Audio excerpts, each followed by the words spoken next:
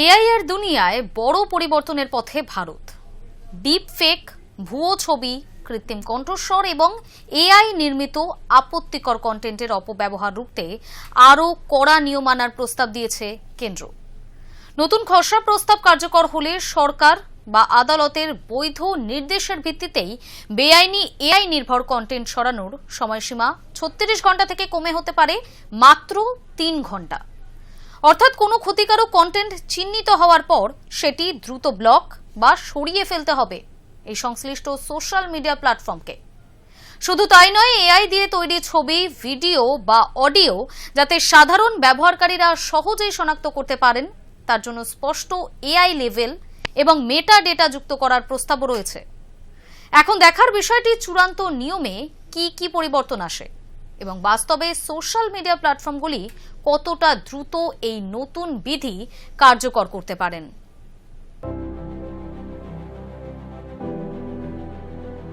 কৃত্রিম বুদ্ধিমত্তা বা আর্টিফিশিয়াল ইন্টেলিজেন্স, সংক্ষেপে এআই, বর্তমান ডিজিটাল দুনিয়ার অন্যতম বড় প্রযুক্তিগত বিপ্লব। ছবি তৈরি থেকে শুরু করে ভিডিও এডিটিং, ভয়েস ক্লোনিং, সংবাদ তৈরি, বিজ্ঞাপন, শিক্ষা, বিনোদন, প্রায় প্রতিটি ক্ষেত্রেই দ্রুত জায়গা করে নিয়েছে এআই। কিন্তু প্রযুক্তির এই অভাবনীয় অগ্রগতির সঙ্গে সঙ্গেই সামনে এসেছে তার অন্ধকার দিকও। কয়েকটি নির্দেশের মাধ্যমে মুহূর্তের মধ্যেই তৈরি করা যাচ্ছে এমন ছবি, ভিডিও বা অডিও যা দেখে বাস্তব আর কৃত্রিমের মধ্যে পার্থক্য করা সাধারণ মানুষের পক্ষে প্রায় অসম্ভব। বিশেষ করে ডিপ ফেক ভিডিও, ভুয়ো ছবি, কৃত্রিম কণ্ঠস্বর এবং এআই নির্মিত আপত্তিকর কন্টেন্ট এখন গোটা বিশ্বের কাছেই বড় উদ্বেগের কারণ। কোনো জনপ্রিয় ব্যক্তির মুখ অন্য কারো শরীরে বসিয়ে দেওয়া, কোনো ব্যক্তির কণ্ঠস্বর নকল করে মিথ্যে বক্তব্য ছড়িয়ে দেওয়া কিংবা কোনো মহিলার সম্মতি ছাড়াই তার মুখ ব্যবহার করে আপত্তিকর ছবি বা ভিডিও তৈরি করা। এআই এর অপব্যবহারের এমন একাধিক উদাহরণ ইতিমধ্যেই সামনে এসেছে। এই পরিস্থিতিতে এআই নির্ভর ক্ষতিকারক ও বেআইনি কন্টেন্টের বিরুদ্ধে আরও কঠোর পদক্ষেপের পথে হাঁটছে ভারত সরকার। দেশের তথ্য প্রযুক্তি ব্যবস্থায় একাধিক গুরুত্বপূর্ণ পরিবর্তনের প্রস্তাব এনেছে কেন্দ্রীয় ইলেকট্রনিক্স ও তথ্য প্রযুক্তি মন্ত্রক। প্রস্তাবিত পরিবর্তন কার্যকর হলে বেআইনি এআই কন্টেন্ট চিহ্নিত হওয়ার পর তা সরানোর ক্ষেত্রে সোশ্যাল মিডিয়া প্ল্যাটফর্মগুলির হাতে আর দীর্ঘ সময় থাকবে না। বর্তমান 36 ঘন্টার পরিবর্তে নির্দিষ্ট পরিস্থিতিতে মাত্র 3 ঘন্টার মধ্যে কন্টেন্ট সরানোর প্রস্তাব দেওয়া হয়েছে। প্রস্তাবিত নিয়মের সবচেয়ে গুরুত্বপূর্ণ পরিবর্তনগুলির মধ্যে রয়েছে বেআইনি এআই নির্ভর কন্টেন্ট সরানোর সময়সীমা কমিয়ে আনা। বর্তমানে বৈধ সরকারি বা আদালতের নির্দেশের ভিত্তিতে নির্দিষ্ট বেআইনি কন্টেন্ট সরানোর ক্ষেত্রে ইন্টারমিডিয়ারিগুলির জন্য যে সময়সীমা রয়েছে তা 36 ঘন্টা পর্যন্ত হতে পারে। নতুন প্রস্তাব কার্যকর হলে এআই নির্ভর বেআইনি বা ক্ষতিকারক কন্টেন্টের ক্ষেত্রে এই সময়সীমা উল্লেখযোগ্যভাবেই কমে মাত্র 3 ঘন্টা হতে পারে। অর্থাৎ কোনো কন্টেন্ট বেআইনি বলে সরকার বা আদালতের বৈধ নির্দেশ পাওয়ার পর সংশ্লিষ্ট সোশ্যাল মিডিয়া প্ল্যাটফর্ম বা ইন্টারমিডিয়ারিকে দ্রুত পদক্ষেপ করতে হবে। কন্টেন্টটি ব্লক করা বা সরিয়ে ফেলার ক্ষেত্রে 3 ঘন্টার সময়সীমা বেঁধে দেওয়ার লক্ষ্য হল ক্ষতিকারক তথ্য যাতে অল্প সময়ের মধ্যে বিপুল সংখ্যক মানুষের কাছে ছড়িয়ে পড়তে না পারে। কারণ সোশ্যাল মিডিয়ার ক্ষেত্রে কয়েক ঘন্টাই অনেক বড় সময়। কোনো ভুয়ো ভিডিও কয়েক ঘন্টার মধ্যেই হাজার হাজার বা লক্ষ লক্ষ মানুষের কাছে পৌঁছে যেতে পারে। সেটি একবার বিভিন্ন অ্যাকাউন্ট, গ্রুপ বা অন্য প্ল্যাটফর্মে ছড়িয়ে পড়লে মূল উৎস থেকে মুছে ফেললেও তার সম্পূর্ণ বিস্তার আটকানো কঠিন। তাই দ্রুত টেকডাউন ব্যবস্থাকে গুরুত্ব দেওয়া হচ্ছে। শুধু বেআইনি কন্টেন্ট সরিয়ে ফেলাই নয়, এআই দিয়ে তৈরি কন্টেন্টকে সাধারণ ব্যবহারকারীদের কাছে চিহ্নিত করার ব্যবস্থাও আরও জোরদার করার প্রস্তাব রয়েছে। ফেসবুক, ইনস্টাগ্রাম, এক্স বা ইউটিউবের মতো প্ল্যাটফর্মে এআই ব্যবহার করে তৈরি ছবি, অডিও, ভিডিও কিংবা অন্য ধরনের কন্টেন্টের সঙ্গে স্পষ্টভাবে তার এআই নির্ভর হওয়ার পরিচয় বা লেভেল যুক্ত করার কথা বলা হয়েছে। অর্থাৎ কোনো ছবি বা ভিডিও দেখে সেটি বাস্তব নাকি কৃত্রিমভাবে তৈরি, এই বিভ্রান্তি কমাতেই লেভেলিং ব্যবস্থাকে গুরুত্ব দেওয়া হয়েছে।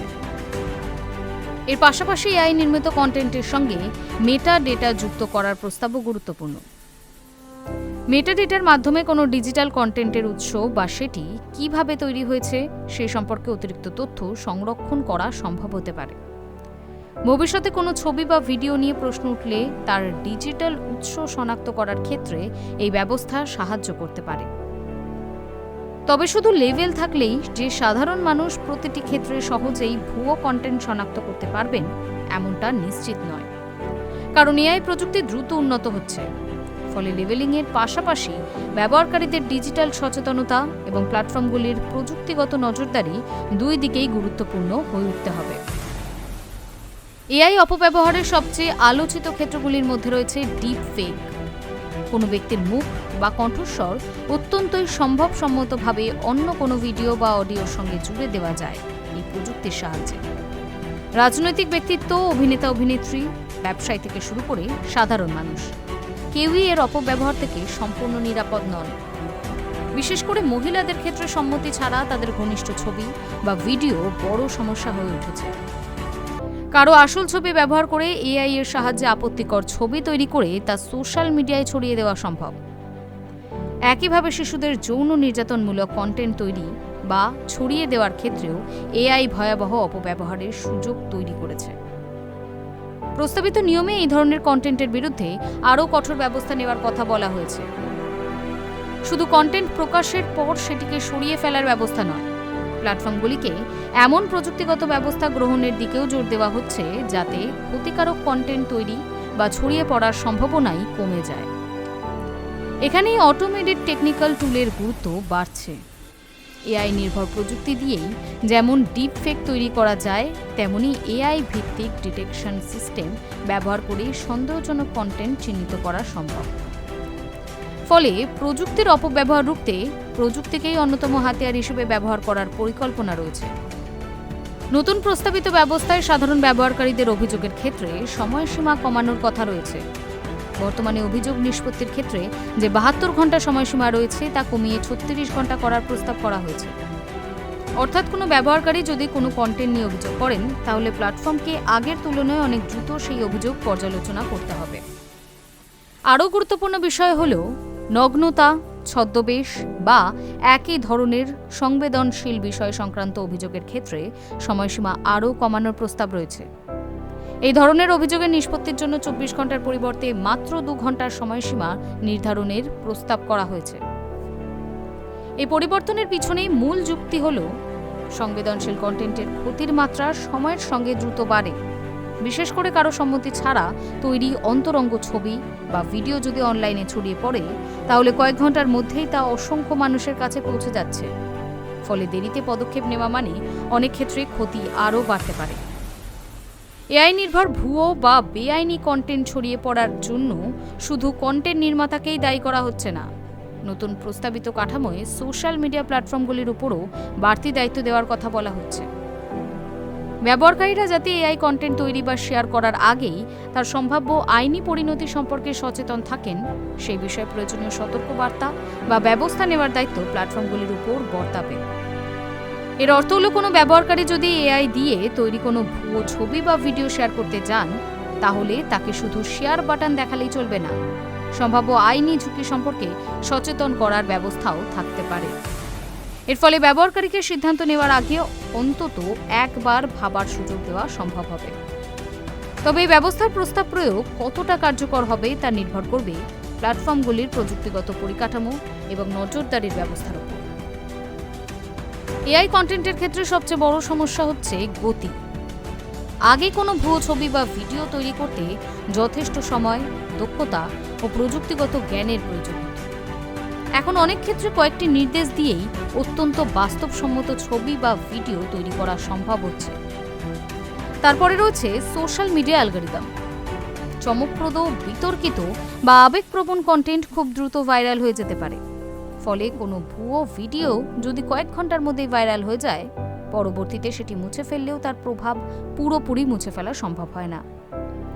আর এই কারণেই টেকডাউনের সময়সীমা 36 ঘন্টা থেকে 3 ঘন্টায় নামানোর প্রস্তাবকে গুরুত্বপূর্ণ বলেই মনে করা হচ্ছে। লক্ষ্য হল ক্ষতিকারক কন্টেন্টের বিস্তর যতটা সম্ভব প্রাথমিক পর্যায়েই আটকে দেওয়া। তবে প্রশ্ন থাকছে, কঠোর নিয়মের প্রয়োজনীয়তা নিয়ে খুব বেশি দ্বিমত না থাকলেও এই ধরনের ব্যবস্থার প্রয়োগ নিয়ে কিছু গুরুত্বপূর্ণ প্রশ্ন থেকেই যায়। সবচেয়ে বড় প্রশ্ন হলো, কোন কন্টেন্ট বেআইনি বা ক্ষতিকারক তা নির্ধারণের প্রক্রিয়া কতটা স্বচ্ছ হবে। এআই নির্মিত কন্টেন্টের ক্ষেত্রে সত্যিকারের খবর, ব্যঙ্গ, সৃজনশীল কাজ ও উদ্দেশ্য প্রণোদিত ভুয়ো তথ্যের মধ্যে পার্থক্য করা সবসময় সহজ নয়। আবার অতিরিক্ত দ্রুত কন্টেন্ট সরানোর ব্যবস্থা থাকলে ভুলবশত বৈধ কন্টেন্টও ব্লক হয়ে যাওয়ার আশঙ্কা থাকতে পারে। তাই দ্রুত টেকডাউনের পাশাপাশি আপিল বা পুনর্বিবেচনার কার্যকর ব্যবস্থাও গুরুত্বপূর্ণ। কোনো কন্টেন্ট ভুলভাবে সরিয়ে ফেলা হলে সংশ্লিষ্ট ব্যবহারকারী যেন দ্রুত অভিযোগ জানাতে এবং প্রতিকার পেতে পারেন সেই ব্যবস্থাও প্রয়োজন। অন্যদিকে ছোট প্ল্যাটফর্মগুলির ক্ষেত্রে 3 ঘন্টার মধ্যে কঠোর সময়সীমা বাস্তবায়ন করা প্রযুক্তিগত প্রশাসনিকভাবে কতটা সম্ভব হবে সেটাও একটি গুরুত্বপূর্ণ বিষয়। বড় প্রযুক্তি সংস্থার মতো প্রত্যেক প্ল্যাটফর্মের কাছে একই ধরনের উন্নত প্রযুক্তি বা পর্যাপ্ত কর্মী নাও থাকতে পারে। সবচেয়ে গুরুত্বপূর্ণ বিষয় হলো, এই নিয়মগুলি এখনও চূড়ান্ত নয়। প্রস্তাবিত পরিবর্তনগুলি বর্তমানে খসড়া বা ড্রাফট আকারে জনসমক্ষে আনা হয়েছে। সংশ্লিষ্ট অংশীদার, প্রযুক্তি সংস্থা, বিশেষজ্ঞ এবং সাধারণ মানুষের মতামত নেওয়ার পরই চূড়ান্ত সিদ্ধান্ত নেওয়া হবে। অর্থাৎ এখনই ধরে নেওয়া ঠিক হবে না যে প্রতিটি প্রস্তাবিত ধারা অপরিবর্তিত অবস্থায় কার্যকর হবে। মতামত ও পর্যালোচনার ভিত্তিতে সময়সীমা, দায়িত্ব বা অন্যান্য ধারায় পরিবর্তন আসতে পারে। কোনো ভিডিও চোখে দেখা গেলেই সেটি সত্যি নয়, কোনো অডিও কানে শোনা গেলেই সেটি আসল নয়, আর কোনো ছবি ক্যামেরায় তোলা মনে হলেই সেটি বাস্তব। এআই এর যুগে এই পুরনো ধারণাগুলিকে নতুন করে ভাবতে হবে। কেন্দ্রের প্রস্তাবিত নিয়ম সেই পরিবর্তন ডিজিটাল বাস্তবতার সঙ্গে আইন ও প্রযুক্তিগত ব্যবস্থাকে মানিয়ে নেওয়ারই একটি প্রচেষ্টা। 36 ঘন্টার পরিবর্তে 3 ঘন্টার টেকডাউন, এআই কন্টেন্টে বাধ্যতামূলক লেবেল, মেটাডেটা, ডিপ ফেক ও আপত্তিকর কন্টেন্টের বিরুদ্ধে প্রযুক্তিগত নজরদারি ও দ্রুত অভিযোগের নিষ্পত্তি। সব মিলিয়ে অনলাইন জগতে আরও দায়বদ্ধ পরিবেশ তৈরির লক্ষ্য স্পষ্ট। এখন দেখার বিষয়, জনমত ও বিশেষজ্ঞদের পরামর্শের পর চূড়ান্ত নিয়মে কি পরিবর্তন আসে এবং বাস্তবে প্ল্যাটফর্মগুলি কতটা দ্রুত ও কার্যকরভাবে তা প্রয়োগ করতে পারে। কারণ এআই এর দৌড় যে গতিতে এগোচ্ছে তার সঙ্গে পাল্লা দিয়ে আইন ও নিয়ন্ত্রণ ব্যবস্থাকেও দ্রুত বদলাতে হবে। নাহলে প্রযুক্তির সুবিধার চেয়ে তার অপব্যবহারের গতি আরও দ্রুত হয়ে উঠতে পারে। Hi news network.